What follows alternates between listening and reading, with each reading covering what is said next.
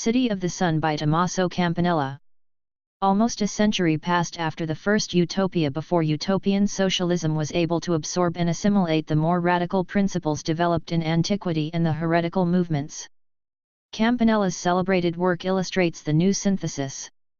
Campanella lived at the end of the 16th and the beginning of the 17th centuries.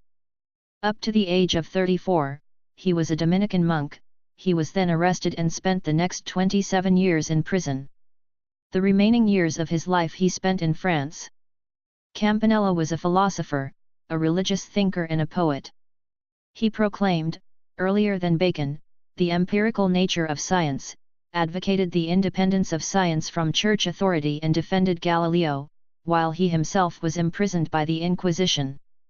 In the theory of knowledge he was interested in the question of the means by which human consciousness, basing itself solely on subjective sensations, arrives at objective truth. His views on this subject are close to those later elaborated by Kant. His religious views, affirming that all things are with God, were pantheistic in character. In Calabria in 1597, Campanella organized a conspiracy against the Spaniards, to whom the country belonged at that time. The conspiracy failed, and in 1599 Campanella was arrested and put to torture. In 1602 he was condemned to life imprisonment. In 1602, while in prison, he wrote his book City of the Sunday. The very title of the work, Civitas Soli, recalls St. Augustine's Civitas Dei, City of God. It is written in a sparse style, without any embellishments like exotic adventures in strange lands. The book takes the form of a dialogue between two speakers whose names are not even given, the chief host, apparently a reference to the Grand Master of the Knights Hospitallers, and the seafarer, of whom it is only said that he is a citizen of Genoa. The dialogue begins without any explanation with the words of the host, "Please tell me of all your adventures during your last voyage." In reply, the seafarer recounts that on an island in the Indian Ocean he visited the City of the Sun, the life of which he thereupon begins to describe. The political system of the City of the Sun externally resembles a theocracy. Quote, "Their supreme ruler is a priest who is called Hoh, meaning sun in their language, but in our tongue we would call him the metaphysic." End quote. This curious translation, metaphysic for sun, is not accidental. The role of the sun priest could profitably be compared to the head of a technocratic hierarchy. The post is occupied by the most erudite inhabitant of the city.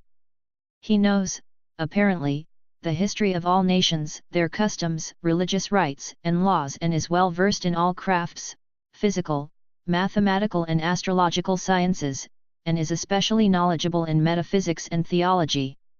He holds his office until, quote, "another man is found wiser than his predecessor and better capable to govern." End quote. The metaphysic has three co-rulers, pon, sin, and more, meaning might, wisdom and love. Each presides over the corresponding aspects of life. In some of its unexpected details, this division is reminiscent of Orwell.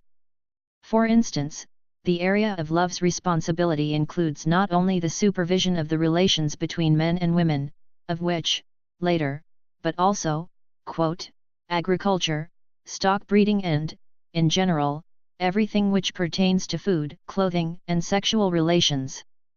End quote. The metaphysic confers with his three co-rulers, but in major questions his decision is final. Numerous other officials are also mentioned. They are appointed by the four chief rulers or other members of the administration. There is also a council, to which all citizens over 20 years of age belong, but it seems to possess only an advisory function. Candidates for office are nominated by the council and confirmed at a conference of officials and finally by the four rulers. In this connection, one of Campanella's sentences remains unclear, quote, "officials are replaced according to the will of the people." End quote. The social organization of the city is based on communal life, the implementation of which is directed by the administration. Quote, "all things are common with them. The distribution of everything is in the hands of the officials, but since knowledge, honor and pleasure are common to all, no one can take anything for himself. They assert that among us property derives from and is maintained by our each having an individual dwelling and a wife and children of his own. From this self-love arises. End quote. In the author's opinion, the communal principle is at odds with many other relations between men. Quote, I am persuaded that the friars and monks and clergy of our country, if they were not seduced by love for their kin and friends, would be more imbued with the spirit of charity. End quote. In the City of the Sun, citizens, quote, get everything they need from the community, and the officials take care to see that no one should get more than he deserves and that no one be refused a necessity. End quote. Quote, houses, dormitories, beds, and all necessities they have in common. But every 6 months the superiors decide who is to sleep in what circle, and who in the first dormitory, who in the second. End quote. The Solarians, citizens of the City of the Sun, take their meals together, as in monastery refectories, but the officials get larger and better portions. The latter reward the children who excel in studies with part of the most desirable rations. Production is based on universal obligatory labor. There are no slaves among them, we read in one place. In another passage, however, there is the additional comment that slaves taken at war are either sold away or used for digging ditches or other heavy work outside the city. Everyone has the duty of working 4 hours per day. Like More, the author believes that with universal obligatory labor, this amount of work would suffice to provide the state with all the necessities. However, only menial labor seems to be meant here, for later we read, quote, the remaining hours are spent in pleasant occupation with the sciences, in discourse, and in reading. End quote. Thus scientific endeavors are not included in the 4 obligatory hours of work. That this labor is truly obligatory can be seen from the following description. Quote, but what is excellent and worthy of imitation with them is this, no bodily flaw compels them to idleness, excepting advanced age, when, however, they are still invited to consultations. The lame stand on guard since they have eyesight, the blind card wool and pluck fowl for cushions and feather beds, those who are deprived of both eyes and hands serve the state with their ears, voice, and so on. Finally, if someone possesses but a single limb, he makes use of it for work in the countryside, earning a good salary and serving as an informer to report to the state everything that he hears. End quote. The Solarians work in detachments headed by a commander. The commanders of both men's and women's detachments, that is, the heads of 10, 50, or 100 persons, constitute the administrative body of the city immediately below the 4 supreme rulers. In the chapter on judicial procedures, we read that since the Solarians always walk and work in detachments, there must be 5 witnesses to convict a criminal. It seems to follow that division into detachments continues even after work. At any rate, there is no question that Solarian life is regulated after work as well. For instance, during hours set aside for rest, even sedentary games are prohibited. The uniformity of life is carried even further. Men and women wear almost identical attire, only the length of the cloak differs slightly. The form and color of clothing is prescribed, whether for wear inside or out of the city. Even the frequency with which clothes are to be changed is fixed. Violation of such prescriptions is a grave crime, quote, and they would certainly put to death a woman who in order to appear beautiful started to rouge her face or in order to appear tall began to wear shoes with high heels, or took to wearing long dresses in order to hide her unattractive legs. End quote. The prescriptions concerning celebration of feasts are equally detailed, as are those covering the arts. At celebrations, poets hymn the glorious commanders and their victories, but if one of them adds something of his own even if adding to the glory of the hero he is liable to penalty. Unworthy of the name of poet is he who engages in false fabrications. The relations of the sexes are kept under a still stricter control. Quote, the production of offspring bears directly on the interests of the state, and involves the interests of private persons only to the extent to which they are part of the state. And since individuals for the most part bear offspring wrongly and bring them up badly, to the peril of the state, the sacred duty of supervising this matter, which is considered the fundamental principle of state welfare, is entrusted to state officials, for it is only the community that can vouchsafe this and not private persons." End quote. The procreation of children is compared to the breeding of livestock, quote, "and they mock us in that we zealously care for improved breeds of dogs and horses but, at the same time, neglect the human race. Therefore, male and female breeders of the best natural qualities are chosen in accordance with the rules of philosophy." End quote. A series of officials, the heads of labor brigades, an astrologer, and a physician, decide which man should share the bed of which woman and how often. Copulation itself takes place under the supervision of a special official. In this connection a number of rules are set forth which we will refrain from quoting. Relations between the sexes are considered to have, apart from procreation, only one other function: satisfaction of a purely physiological need. Therefore, in cases of extreme need, men are permitted to copulate with sterile or pregnant women. This is, however, possible only with the permission of a special chief of childbearing and on application from lower officials of the same agency, who keep this aspect of life in the city under constant supervision. The rights of a woman are determined by similar considerations. If a woman does not conceive from one man she is joined with another. If she turns out to be sterile in this case too, she passes into common use but no longer enjoys respect. It goes without saying that the upbringing of children is also in the hands of the state. The children, once weaned, are placed in the charge of the mistresses, if they are girls, or with the masters, if they are boys.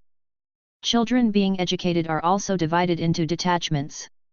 After their 7th year they start natural sciences, then proceed to other disciplines at the discretion of the administration. Less capable children are sent to the countryside, but some who prove to be more capable are accepted back in the city. Finally, education ends and the young individuals are ready to perform their basic function to become officials in the state. Quote, "Subsequently, they all receive positions in the area of those sciences or crafts for which they have the greatest aptitude, in each case as advised by the leader or supervisor." End quote. In this society, naturally, there are no kinship relations. All persons of the same age call one another brother, those who are 22 years older they call father, and those who are 22 years younger, son. And the officials attend to it carefully that no one offends another in this brotherhood. The last sentence shows that in order to maintain communal life in the city of the sun, the abolition of family, property, freedom of work and creativity are insufficient. Campanella realizes this clearly and gives a detailed description of the system of punishments which guarantee the stability of the social structure. Considered as crimes are, quote, ingratitude, malice, failure to give due respect to another, sloth, despondency, anger, buffoonery and falsehood, which they hate more than the plague. And the guilty are deprived of the common table, or relations with women, or other honors and advantages. End quote. Sodomy is punished by forced wearing of disgraceful clothing and, if repeated, by death. Those guilty of violence are subject to execution or punishment according to the principle of an eye for an eye, a tooth for a tooth and so on. The punishments for military crimes are severe. Quote, "The first man who takes flight can avoid death only if the entire army pleads for his life and certain soldiers take it upon themselves to suffer punishment for the guilty party. But this indulgence is given rarely and only when there are extenuating circumstances. A man who failed to bring help when needed to an ally or a companion is punished by the rod. For failure to follow orders, the culprit is thrown into a pit, to be torn to pieces by wild beasts. He is given a truncheon and if he succeeds in killing the lions and bears that attack him, which is almost impossible, he is pardoned." End quote. Particularly noteworthy here is this early formulation of the idea that the accused should be granted a semblance of rights in order to give the appearance of justice to his sentence. There is no separation between the judicial and executive branches. Quote, "Everyone is judged by the senior master of his or her craft. Thus all the senior masters are judges and can sentence a person to exile, flogging, reprimand, deprivation of the common table and exclusion from the company of women." End quote. There are no professional executioners, either. Quote, "They have no hangman. so as not to defile their state. The death penalty is carried out only by the hand of the people, who kill or stone the transgressor. Some are allowed to take their own lives. Such persons surround themselves with small bags of powder which they set on fire and burn, while those present encourage them to die with dignity. All citizens meanwhile lament and beseech God to appease his wrath, grieving that they have been brought to the necessity of cutting off a rotten limb of the state. However, they persuade and cajole the transgressor until he himself acquiesces to his punishment and wishes for his death, otherwise he may not be executed. But if the crime is committed either against the liberty of the state or against God or the supreme authorities, then the sentence is carried out without delay or mercy." End quote. Punishment is regarded as an element in the education of citizens. Quote, "The defendant makes peace with his accusers and the witnesses as though with physicians who had treated his disease, embracing and kissing them. And the sentences are genuine and reliable remedies and are seen as something pleasant rather than as punishment." End quote. A religion of the Son is practiced in Campanella's state, and in the Son they perceive and recognize God, calling the Son an image, a likeness, and a living effigy of God from whom proceeds light, warmth, vital power and all things good. Therefore, they have erected an altar in the form of the Son and their priests worship God in the sun and the stars, regarding these as his altars and the sky as his temple. Two specific aspects of these religious beliefs can be noted. First of all, this is a state religion, and the governing of the state coincides with the priestly function. Therefore, the head of state is simultaneously the chief priest, and since he is called Son he is apparently perceived as an incarnation of God. Quote, "Of the officials, only the senior ones are priests. Their duties include purging the consciences of the citizens, the whole city in secret confession, which is also practiced among us, reveals its offences to the authorities, who thus simultaneously purify souls and come to know the sins to which the people are particularly given." End quote. Hence administrative and priestly functions are concentrated in the same hands which, as we have seen earlier, possess the authority to impose any kind of penalty. At the same time, the religion of the Son can be seen as veneration of the universe, rationalistically perceived as an ideal mechanism. In other words, it is a synthesis of religion and natural science, with an astrological bias. This accords with what we noted earlier. The title of the chief priest, Son, is translated as metaphysic, and the right to this post is determined by vast scientific knowledge. A similar impression is produced by the description of the Temple of the Sun, which occupies the central position in the city. It resembles a museum of natural history far more than a church. Quote, "At the altar only a large globe representing the sky and another representing the earth are seen.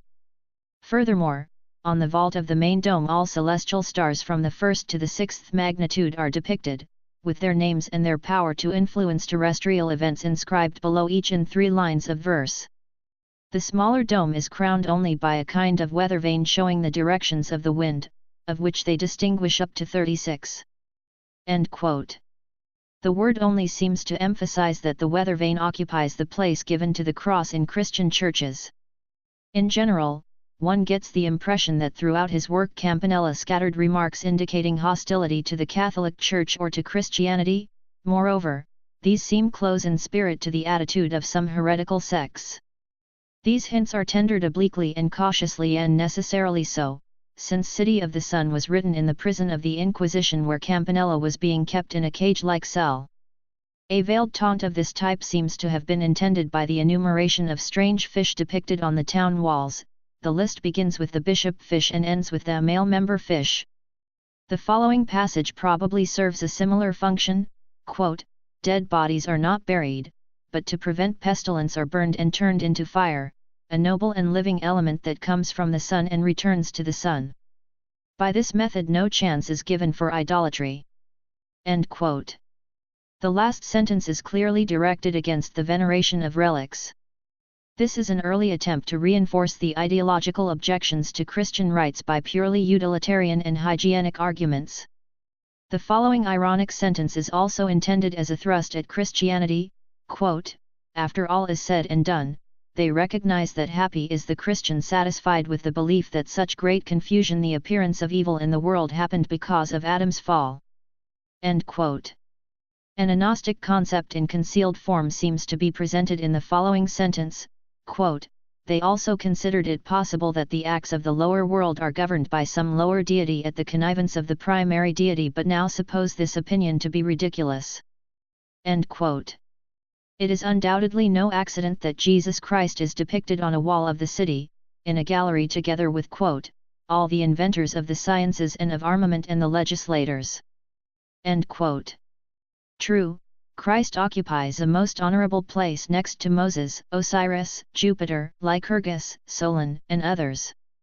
Several years after City of the Sun, Campanella wrote another work, On the Best State, in which he analyzes certain objections to the social concept expressed in his first book. He justifies, in particular, the communality of property by reference to the apostolic community, and cautiously defends the communality of wives by quoting various fathers of the Church. Especially interesting is the passage where he asserts that the possibility of such a state is confirmed by experience, quote, "and this, moreover, has been demonstrated by monks and lately by the Anabaptists who live in communes. If they possessed the true dogma of the faith, they would have succeeded in this even more. Oh, were they not heretics, and should they do justice as we preach it, then they would serve as an exemplar of this truth." End quote.